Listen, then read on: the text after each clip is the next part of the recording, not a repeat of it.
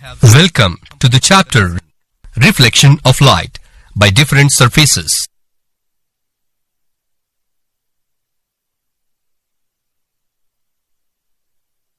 This slide presents the overview of the chapter.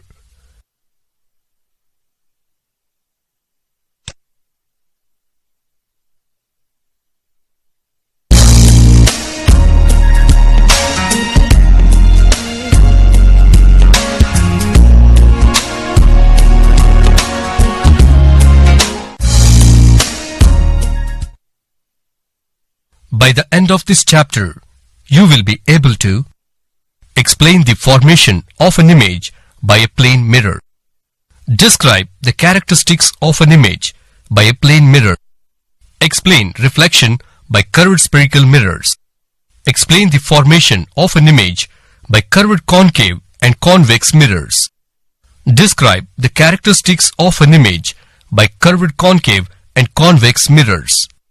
Draw the ray diagrams for concave and convex mirrors. Derive mirror formula refractive index of prism. Introduction. Before entering into the chapter, follow the instructions shown on the screen. Click each tab to learn more. In lower classes, we learned that a shadow is formed when a source of light, an opaque object, and a screen are placed in a straight line.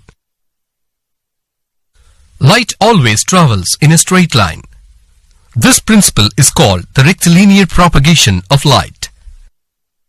The angle of incidence of a light ray incident on a surface is equal to angle of reflection.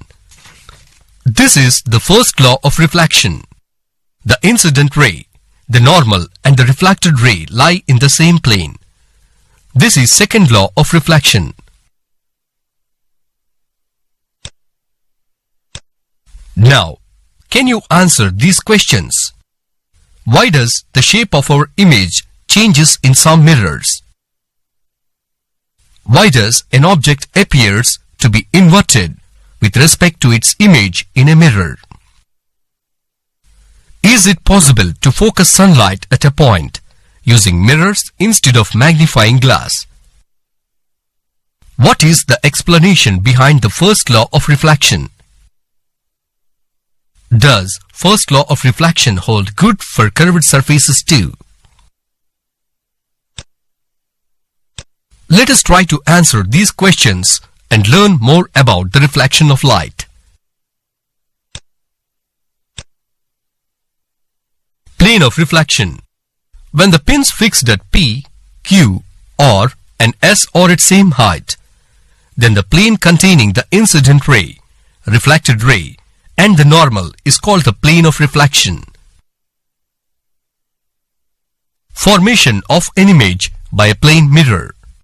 The reflected rays of an object from a plane mirror are geometrically extended backwards to meet at a point to form the object's image. Let us use geometric models to understand this concept in details. Consider a point object O in front of a mirror. Its reflected rays can be geometrically extended back to meet at point I. From the image, the reflected rays seem to appear from the point I. This is why I is the point image of the point object O. Similarly, consider an object O' before the mirror. The ray diagram of its incident ray, reflected ray, and normal can be drawn using laws of reflection. The reflected rays from O and O' when geometrically extended back meet at points I and I' respectively. They are the point images of the points O and O'. The rays coming from the middle section of O' form the image I'. The image formed on the plane surface of a mirror has certain characteristics. They help us in better understanding the phenomenon of reflection. Let us learn about the characteristics of the image in the next section.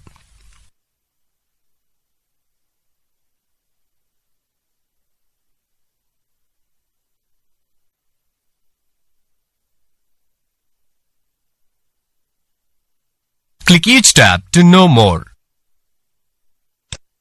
Size.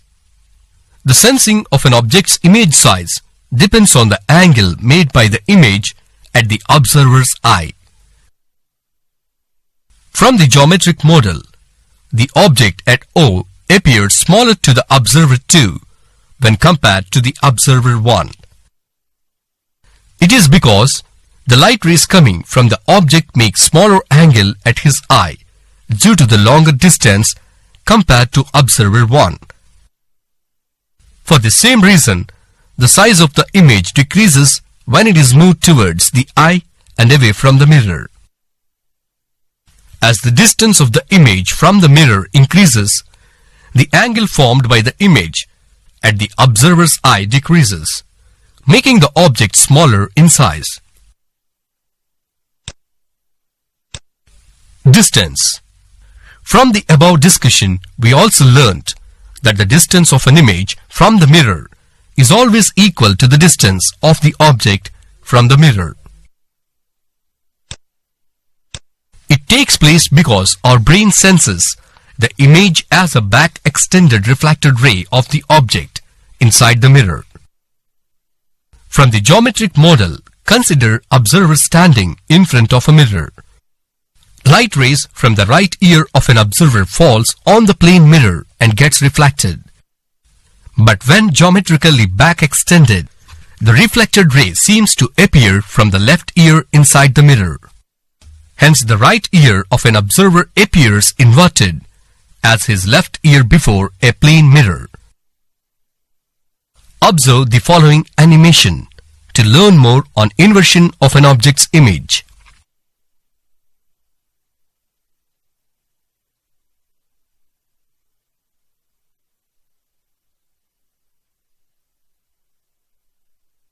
After learning about reflection of an object from plane mirror, let us now learn about reflection of objects from curved surfaces. Difference between real image and virtual image. The following table shows the differences between the real image and the virtual image. Spherical mirrors. The main area of focus is the angle made with the normal at the point of incidence. If one can decide the normal and find the incident angle of any surface, it is possible to determine the angle made by the reflected ray. A normal at any point on the plane surface can be easily found out, but for a curved or uneven surface it is not straightforward. Note: a mirror with its reflecting surface bent outwards is called a convex mirror. A mirror with its reflecting surface bent inwards is called a concave mirror. Let us learn how to draw a normal on curved surfaces, bent inwards and outwards respectively.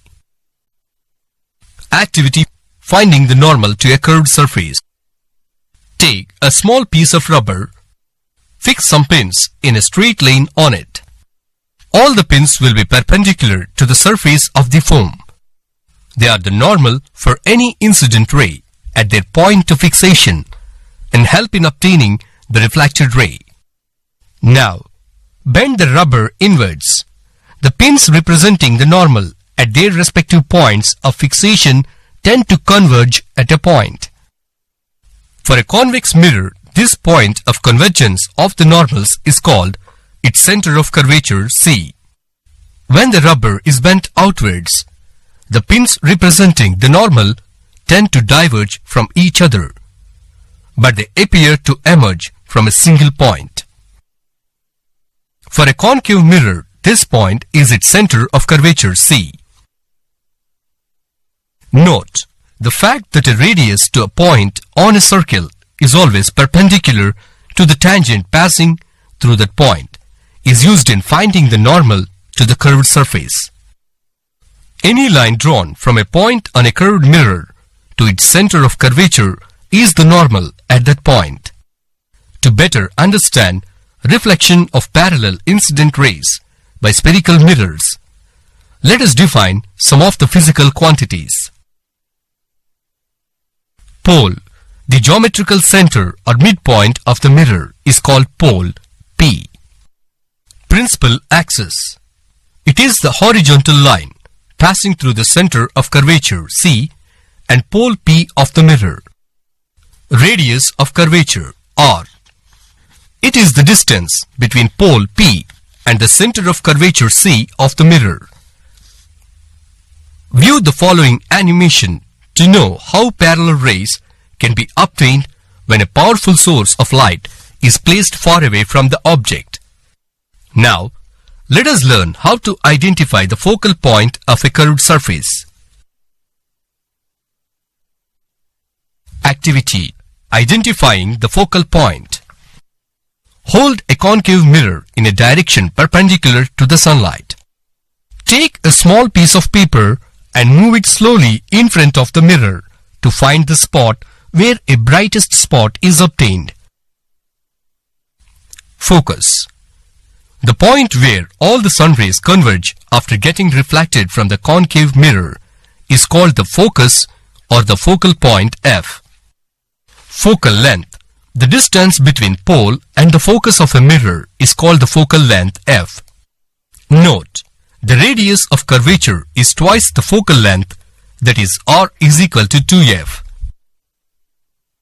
The image on screen shows the focal point of a convex mirror obtained by back extending the reflected rays. Let us learn about the characteristics of images formed from reflection by spherical surfaces through an activity. Now, let us know how the images are formed by concave and convex mirrors. Take two V-stands and place the concave and the convex mirrors on these stands. Light two candles of the same size and put them in front of the stands. Now, adjust the position of the candles such that they form clear images in the mirrors. When we observe the candle and its image on the concave mirror, we notice that the image is larger than the candle. Similarly, the image of the candle in front of the convex mirror is smaller than the size of the candle. Lab activity. Characteristics of an image from a spherical mirror. Click each tab to learn more. The aim of this activity is to observe the types of images and measuring their distances from the mirror. The required materials of this activity are a candle, paper, concave mirror, V-stand, measuring tape or meter scale. The procedure involves the following steps. Place the concave mirror on V-stand, a candle and a meter scale. Keep the candle at a distance of 10 cm from the mirror. Move the paper below the axis to find the position where a sharp image of the candle flame above the axis is formed. Note the distance of the image formed on the paper from the mirror. Repeat the procedure by keeping the candle at 20 cm, 30 cm, 40 cm, 50 cm, 60 cm, 70 cm, and 80 cm respectively. Note the observations accordingly. As part of our observation, Table 1 is used to note down the distance of the candle from the mirror, distance of the paper from the mirror, the size of the image and its inversion. Table 2 notes down the position of the image in and around the focal point and center of curvature and its other characteristics. From this activity, we have learned that the reflection of incident rays are not parallel to the axis of the spherical mirror from the above experiment. Let us find the characteristics of images formed from a spherical mirror with non-parallel incident rays using ray diagrams. Now, let us learn about the ray diagrams in detail.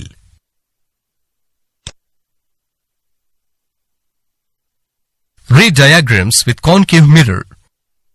Though it is not easy to construct the reflected angle for any arbitrary ray in a concave mirror, some easy ray construction can be considered. They are: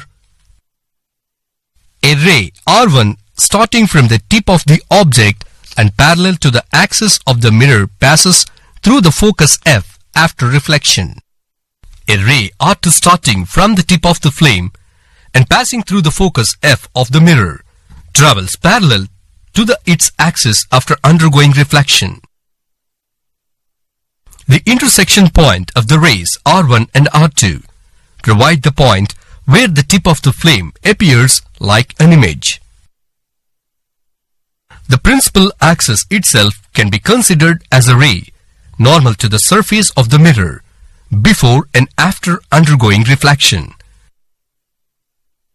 A ray R3 starting from the tip of the object and passing through the center of curvature C will retrace its path in opposite direction. This is because of the fact that a radius and a tangent of a circle are always perpendicular. A ray starting from the tip of the object and meeting the mirror at pole P will have the principal axis as its normal to draw its reflected ray. If any two rays coming from the tip of the object intersect at point A, and any two rays coming from the base of the object intersect at B, both the points are at same distance from the mirror. The image formed is vertical and inverted. When the object is placed vertically above the axis beyond the center of curvature, the image formed is vertical. A perpendicular from the axis to point A provides the point which acts as the base of the image. This is because any ray starting from a point on the axis and traveling along it gets reflected along itself. For the case when the object is placed at a distance less than the focal length, the reflected rays R1 and R3 undergo divergence and the image is not formed. When the divergent rays R1 and R3 are back extended, they appear to emerge from a point inside the mirror. The image is visible in this case is erected and called the virtual image and not the real image. When the object is placed at the center of curvature, the image is formed at the same distance, which is of the same size and is inverted. The following table shows the difference between a concave and a convex mirror. Some rules to follow for drawing easy ray diagrams for a convex mirror are: Rule 1. A ray traveling parallel to axis on meeting the convex mirror will get reflected so as to appear emerging from the focal point F. Rule 2. A ray traveling along the direction of the focal point F will get reflected parallel to the principal axis. Rule 3. A ray traveling along the direction of the center of curvature C will retrace its path and would seem to appear from center of curvature C. After learning to draw ray diagrams to get the images formed from curved surfaces, let us derive the relationship between the object distance u and image distance v. Sign conventions. Some sign conventions are used in this derivation. They are: the pole is used as the reference for measuring all distances. When the distance is measured in the direction of the incident ray, it is treated as positive. Otherwise, the distance is treated as negative. When the object and the image are above the principal axis, their height is treated as positive. Otherwise, their height is treated as negative. Derivation of the mirror formula. The incident ray emerges from point O and meets the spherical mirror at A at a height h. It gets reflected through the point I, which is also on the axis. The normal here is AC. The angle of incidence OAC and the angle of reflection CAI are equal and represented by theta. The line segment AP' is the perpendicular drawn from the point A to the axis. There are three right-angled triangles thus formed. They are triangles AOP', ACP', and AIP'. Let the incident ray OA, normal AC and reflected ray AI make angles alpha, beta and gamma respectively. We know that sum of interior angles in a triangle is equal to the exterior angles. From triangle AOC, we have beta is equal to alpha plus theta. That is, theta is equal to beta minus alpha. From triangle ACI, gamma is equal to beta plus theta. By substituting theta is equal to beta minus alpha in the above equation, we have 2 beta is equal to alpha plus gamma. Equation 1. For simplicity, let us assume that H is very small, that is P' coincides with pole P. Then P'O is equal to PO, P'(C) is equal to PC, and P'(I) is equal to PI. And the angles alpha, beta and gamma are small enough to be treated as tan alpha, tan beta and tan gamma. Here, the values of tan alpha, tan beta and tan gamma are shown on screen. Substituting the values of alpha, beta and gamma in equation 1, we get equation 2. Substituting the values of PC, PO and PI and applying the sign convention in equation 2, we get the mirror formula whose calculations are shown on screen. The above formula relates the characteristics object distance U and image V respectively. The other characteristics, size of the object and the size of the image are related by a quantity called magnification. Let us understand the magnification, that is the relationship between size of the object and the size of the image. Magnification. The image formed by a spherical mirror varies in size, but here we discuss the variation in height only. It is the ratio of the size of the image height to the size of the object height. Practically, M is equal to V by U. Let us consider an object OO'. A ray coming from O' is incident at pole P with an angle of incidence theta and get reflected with same angle theta. From the triangle POO', then tan theta is equal to OO' by PO. Consider it has equation 1. From the triangle PII', tan theta is equal to II' by PI. Consider it has equation 2. From equation 1 and 2, we get II' by OO' is equal to PI by PO. Consider it has equation 3. According to sign conversions, the object distance is minus U. Image distance is minus V. Height of the object is HO. Height of the image is minus HI. Substitute the above values in the equation 3. Then we get minus HI by HO is equal to minus V by minus U. Therefore, magnification M is equal to HI by HO, where HI is equal to height of the image, HO is equal to height of the object. In general, magnification can be defined as the ratio of the size of the image to the size of the object. That is, magnification M is equal to minus V by U. Numerical problem. Find the distance of image when an object is placed on the central axis at a distance in front of a concave mirror whose radius of curvature is 8 centimeters. Click the tab to view the solution.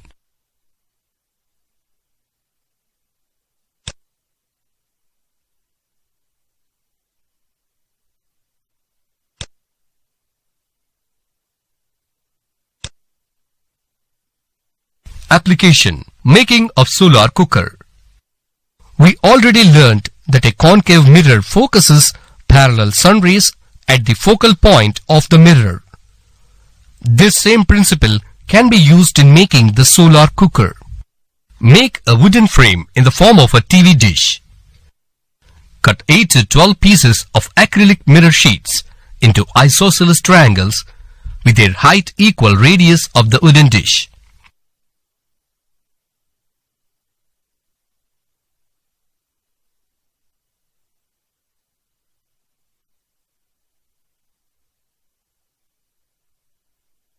Stick the mirrors to the dish with the bases of the triangles forming the circumference of the dish. Find the focal point of the solar cooker. Place the rice vessel at the focal point for cooking. In the case of a concave mirror, the rays very near to the principal axis will only get focused at the focal point. Other rays get focused at different points along the axis. This is spherical aberration.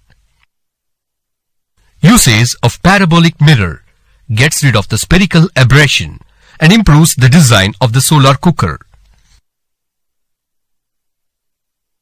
Read the questions and attempt the answers on your own. You can click answer for your reference.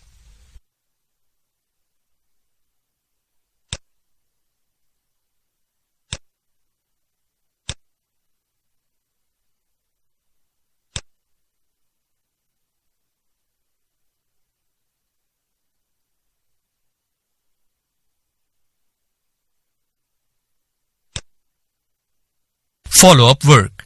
Take up the following activities. Do the pinhole camera experiment for observing the flame through the camera from a far distance. Find out whether a point image can be obtained or not by placing a paper at the focal point. How does one see an image formed on the object itself? Draw a ray diagram and do the experiment. List the limitations, if any, in using a parabolic mirror for a solar heater or cooker.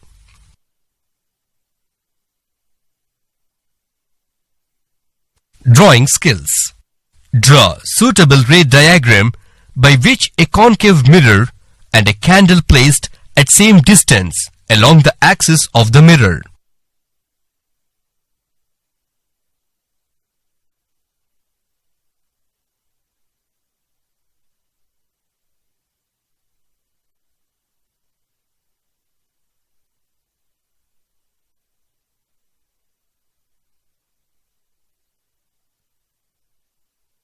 Drawing skills. Draw suitable ray diagram by which a concave mirror and a candle placed at beyond the center of curvature along the axis of the mirror.